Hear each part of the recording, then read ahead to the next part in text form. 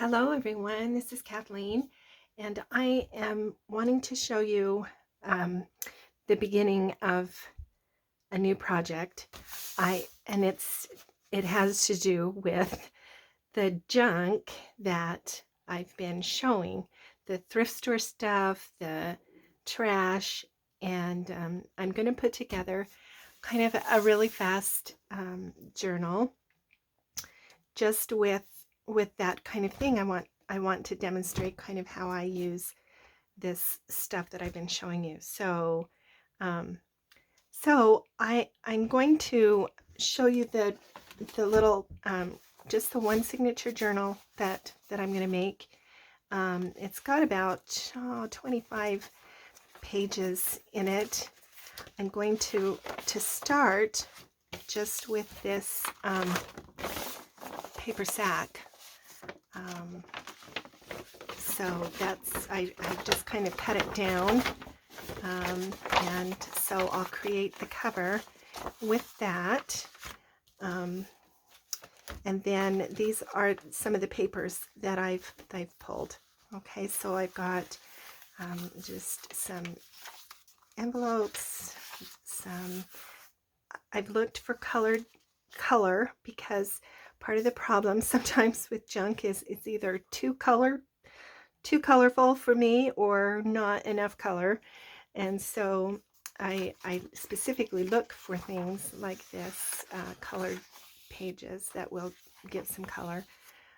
So these are all pages from my thrifted paper, vintage stuff. Here's some wrapping paper, pretty wrapping paper that I found in a thrift store. This is a notepad. This is not, this doesn't call to me, but I have some of it. It's in my files. I want to use it, so I'm going to put it in this journal. This is beautiful, though. This does call to me. So that's in there. It's the fly leaf of a cover or a book, a thrifted book somehow. There's another junk mail envelope.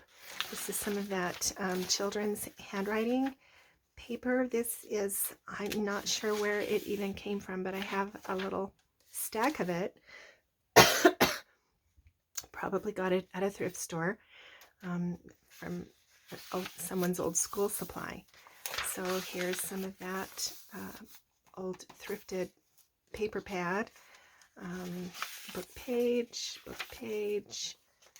another junk mail envelope.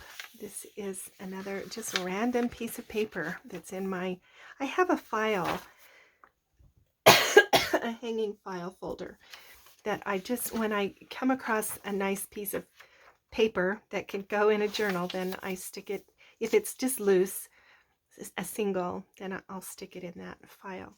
This was a little notebook. It was just, stapled, just some kind of notes, I think. I don't know, I deconstructed it. I would have gotten it at a thrift store. So that's where all of these, some book page, another piece of that paper. This was just a piece, a scrap piece. It's got a really nice texture, some kind of like canvas paper. So that's in here. This is a sewing pattern paper, and I will alter it some way, probably. The index. Here is some of that fabulous music manuscript that I found a couple weeks ago at the thrift store. Another book page. This is just another book page about construction. So there's that. There's some music. A map, atlas. This was another. It's just a notepad that I got at the office supply section of the thrift store, and a magazine page. And in the center, we'll put just this really cool vintage looking junk mail envelope. Okay, so that's basically the signature and the cover. It's going to be kind of rough and kind of on the shabby chic side, I think. Depends. It'll kind of turn into what it will, but I'm kind of going for the sort of the Kathleen Sunbee look. I really enjoy watching Kathleen craft. She has some really great, just they're trashy, but oh my gosh, so beautiful and elegant. And so that's kind of what I'm going for with this journal. So it's going to be one signature, very kind of thick, and I'm going to use probably ribbon or jute twine or something to poke fairly large holes this time. I'm not going to do a pamphlet stitch. Just hold this kind of together.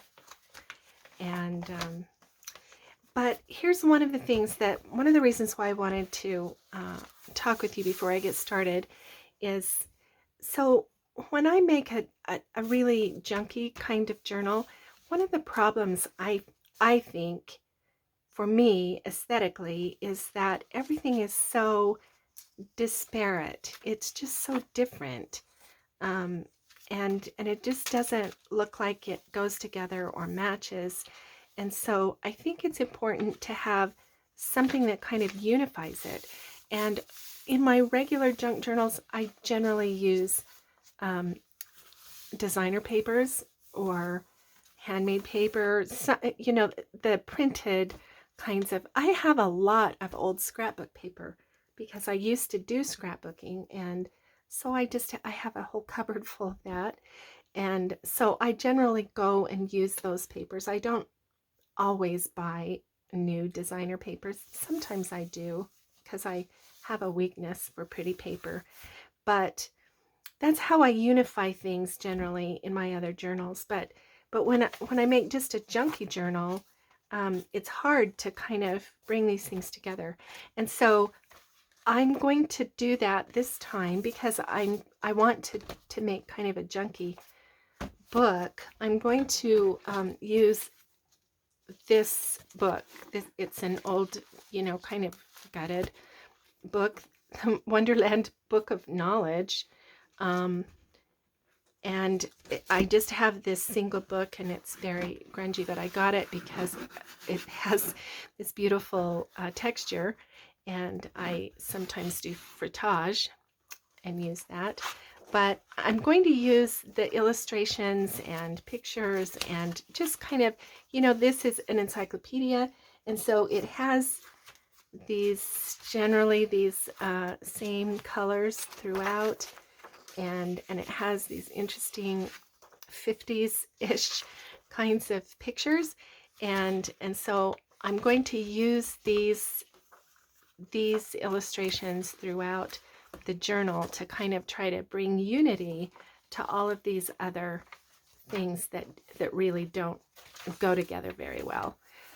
So that's kind of my plan, and we'll see. And then of course I have a whole bunch of vintage ephemera that I have gotten in thrift stores and the like, and I have ribbons and lace that I have from the thrift store. So I have plenty of stuff to use.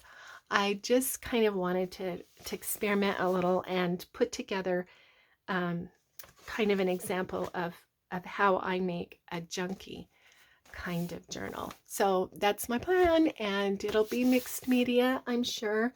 And so just stay tuned.